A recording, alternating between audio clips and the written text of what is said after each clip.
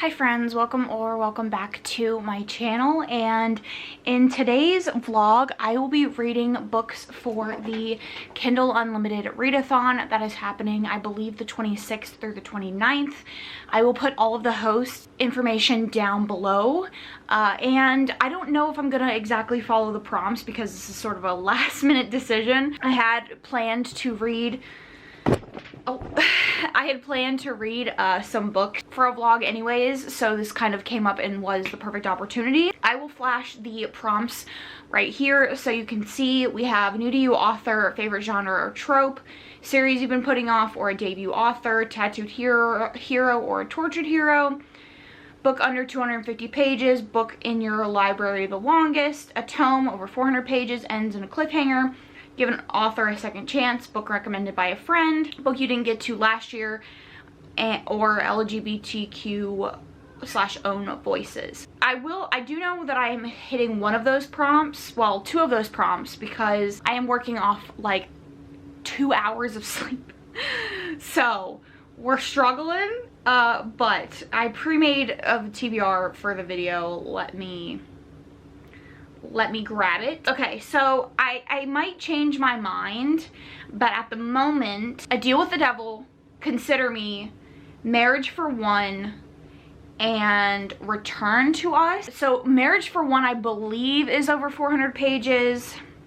Deal with the Devil is a second chance author because I read Waking Olivia and I liked it, but it wasn't like my favorite. And then Consider Me is a new to me author. So is Marriage for One. And then Return to Us, I don't know what prompts those hit. We'll go over that if I manage to hit any of the prompts.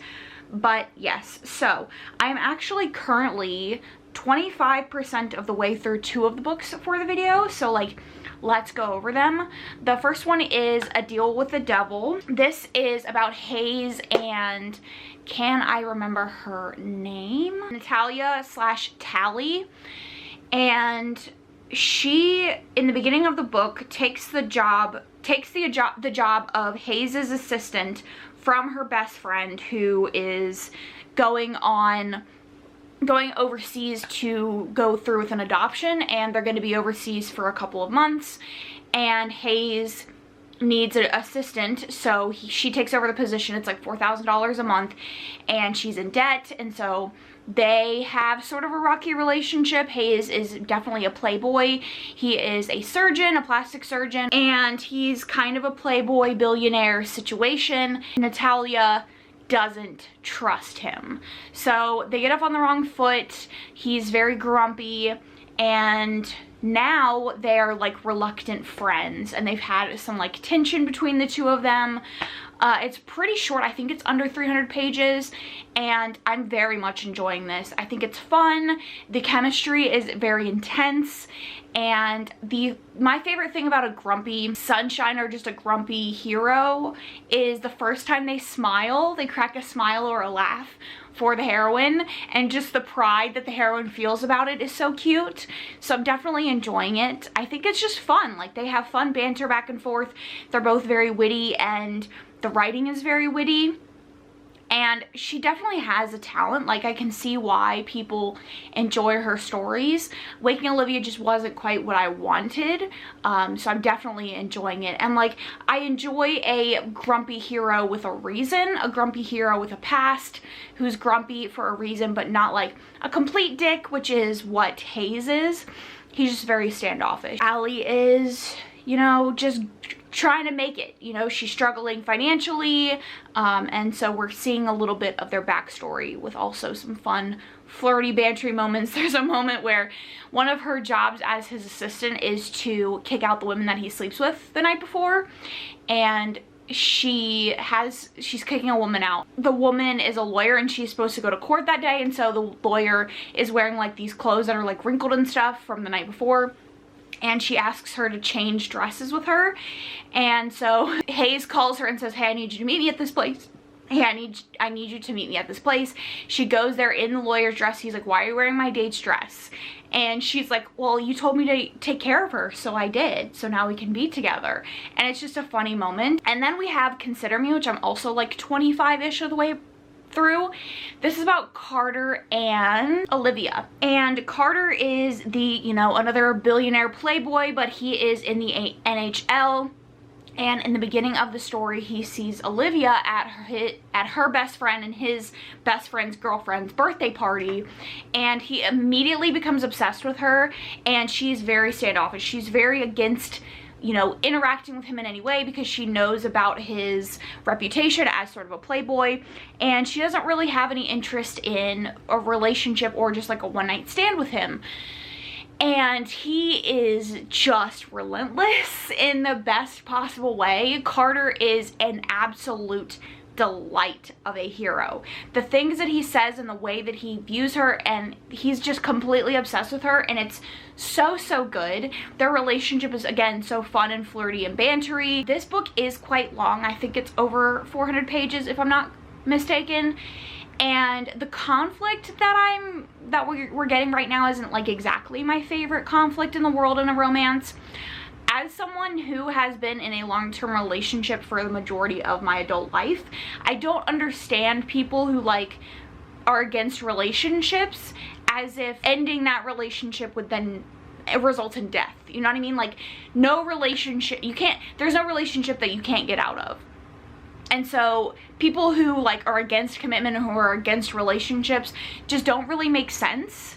If that's like the main conflict, it just doesn't make sense to me, because just like, you try the relationship, and if it doesn't work, it doesn't work. That's just kind of how it is. Another thing that is going to be an issue for me down the road that I'm seeing little snippets of is that Carter is kind of a playboy, and he's very used to the paparazzi getting pictures of him with like really tall models who are super skinny, really like, you know, the ideal body type, super pretty. And our heroine is very petite. She's pocket-sized. She just doesn't look like the normal women that he's with, and I have a feeling that that's going to be a huge conflict. And another conflict that I don't like with playboy romances is the like miscommunication of seeing him with other women. Not a huge fan of that, but like, Carter is just amazing, amazing, amazing, amazing. I was giggling. I was up until like, I didn't fall asleep until 5 a.m. and then I got up at 7, so but I was awake at 5 a.m. and I was just giggling on my side of the bed, trying not to wake my partner up, just giggling at the things that Carter was saying and his relentlessness and the way that he just like dotes on her and really likes her. And yeah, I'm enjoying it a whole lot. I can see like problems I'm gonna have down the road, but at the moment, I'm loving it. I love Carter. He's fantastic. We'll see if he can redeem the entire book and get rid of all the little flaws that I can see coming up, because it's delightful. And he's definitely like probably maybe going to be a top hero of the year for sure. So yeah, I'm really enjoying it. I am concerned about Marriage for One, and I don't know how I'm gonna feel about Return with Us or whatever that's called, because I have read one other Michaels and it was very mid, but I'm interested in reading other books from her, so I will come back to you again when I am like 50% of the way through some of the books, and then we'll talk. But very strong start, very happy with both of them, and I just like both of these authors' writing styles. The author of Consider Me has more of like a relaxed, more slangy writing style, whereas Elizabeth O'Rourke has more of like a snarky, a little bit melancholy, more sophisticated writing style, and it's just working very well in both stories. So, okay friends, I am 50% of the way through A Deal with the Devil, and I don't have too many big updates for you from my initial update. I still think it's a lot of fun. It's very snarky, and I'm enjoying the like little vulnerable moments that we have between our characters. I think they really understand each other on a level that I really enjoy in a romance. I want a certain level of introspection and understanding between my characters. It can't just like all be fun and banter. So I am enjoying that little effort there. I don't think it's going to be anything amazing. I think it's probably going to be like a strong 3, maybe a 4. So yeah, it's fun. And then I'm also I don't know if I'm exactly 50% of the way through. I don't think I got 50%. I think I got 40%. Yeah, I'm 42% of the way through Consider Me. And I am sad to say that we had an early hookup, the like 30% mark. They had sex for the first time. I have made it very obvious on my channel that I don't really like early hookups, that I think it ruins the tension for me and the plot never carries it enough the rest of the story. I could be persuaded differently with this story in particular. I still don't like it, but they do have a hookup initiated by the heroine. I can't remember her name right now, so we're just gonna call her heroine. Immediately she regrets it. She's laying in bed in the morning, she sees an article that is like, this is all the women that Carter, this is the top 10 women that Carter Beckett hooked up with last year. Let's see who he hooks up with first or whatever. And it has pictures of all the women, like the 10 prettiest women that he hooked up with the last year. And this gets in her head, and so she basically is like, I don't want to continue hooking up. I don't want to give you a shot, because he wants to try to have a relationship with her. And she's like, I don't trust you, basically. And so they go their separate ways, and they have now gotten, not back together, but they've gone on a couple of dates, and Carter is like trying to win her trust. And I'm still enjoying it. Like, despite the fact that they hooked up, which the scene was simultaneously hot and the writing was a little bit odd. Talking about his erection dragging across the bed, just like, don't know if it's like the sexiest verbiage to use, and I'm still interested. There's still some tension in the relationship.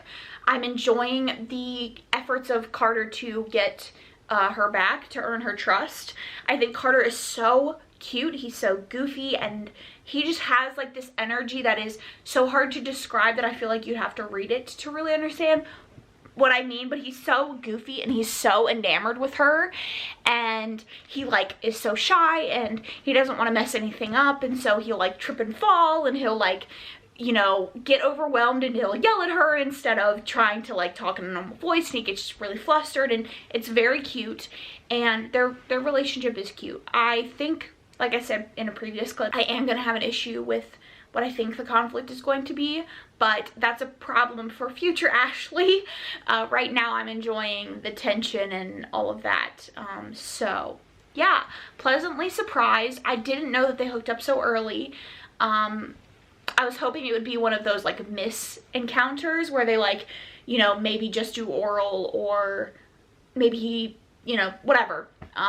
But no, they went all the way, and I was like, fuck.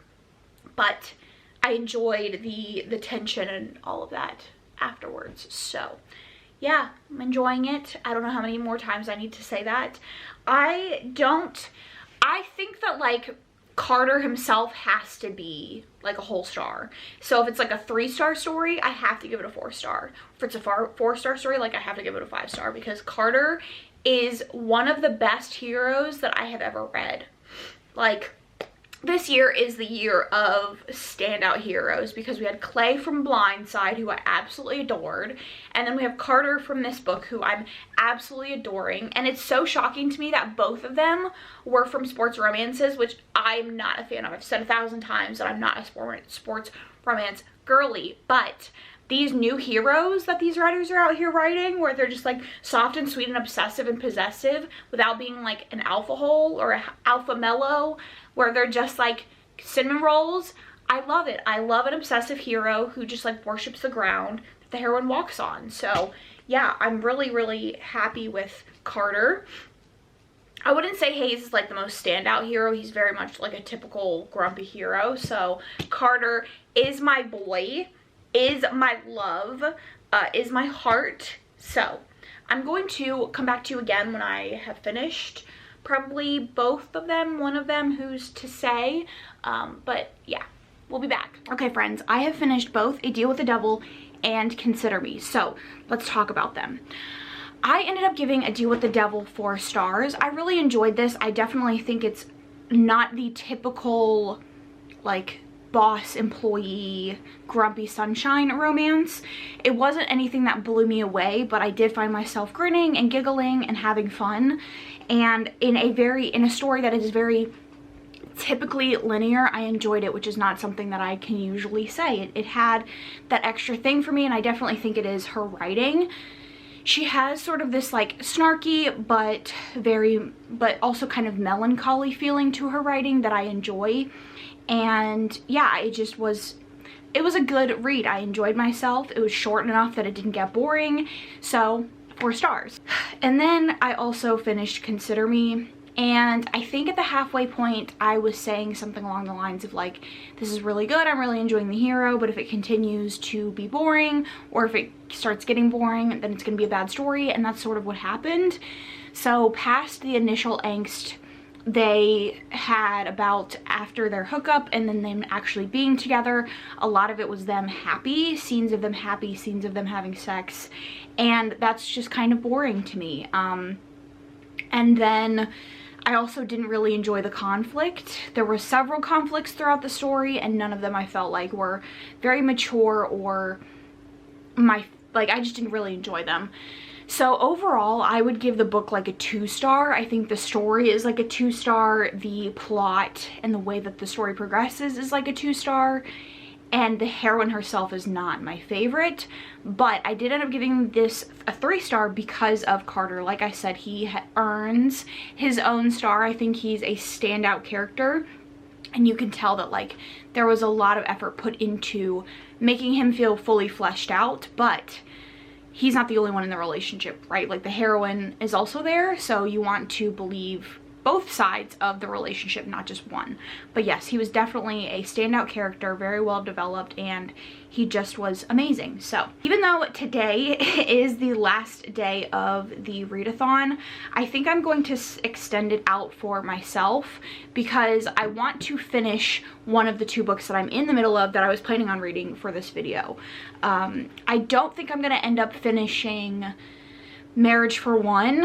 I am like 15% of the way through it. It's like a 540 page book, which is already a problem for me going in because it's like a contemporary romance about 2 people that get fake married. And then I'm also about 25% of the way through Return to Me, something like that.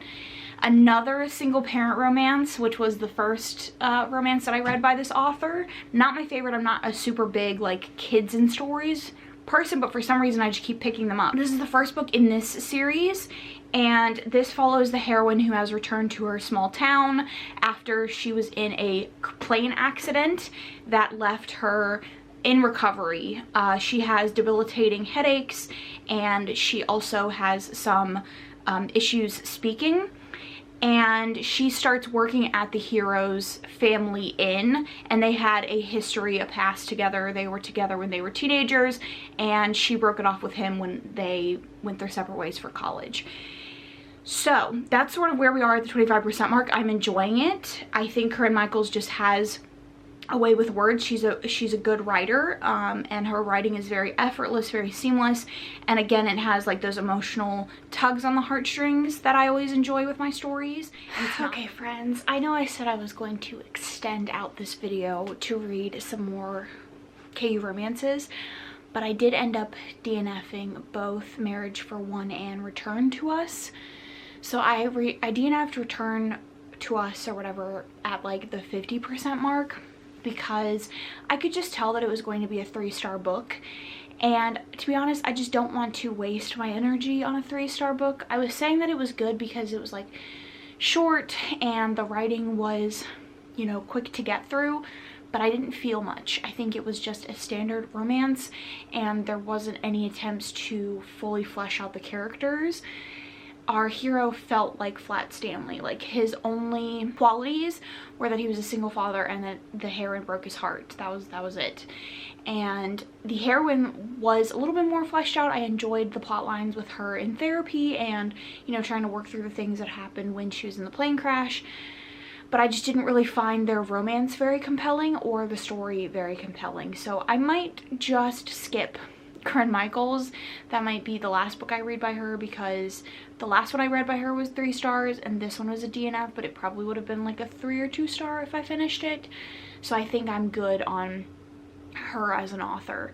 And then I also ended up DNFing Marriage for One about the 30% mark, and I think the issue that I had was the dialogue was very weird and sort of like, it felt like I was reading dialogue from a page, if that makes sense. Their conversations didn't really flow. They didn't really talk the way that I feel like normal people talk, and the heroine had like paragraphs of dialogue where she would just regurgitate whatever she was thinking for like a solid 3 paragraphs, and then the hero would say like 1 line, and then we get another paragraph length of dialogue for her.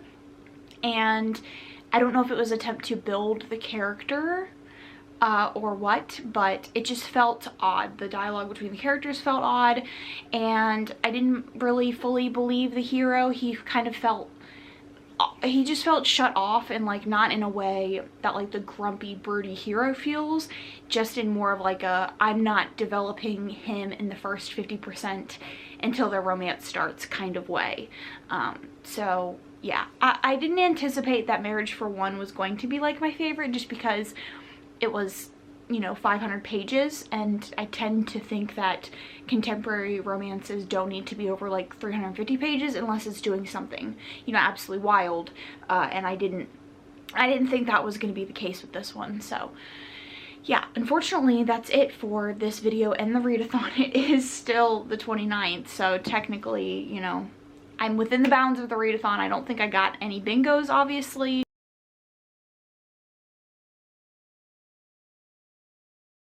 but that is okay. I did get 2 books off my TBR that have been there for a while and I've been meaning to read. So let me know down below if you participated in the readathon, what you read, what your favorite read that you read for the readathon was. If you participated, I would love to know. Make sure you check out the host down in the description. If you don't have anything to say, leave a device of some sort down in the comments. Thank you so much for watching.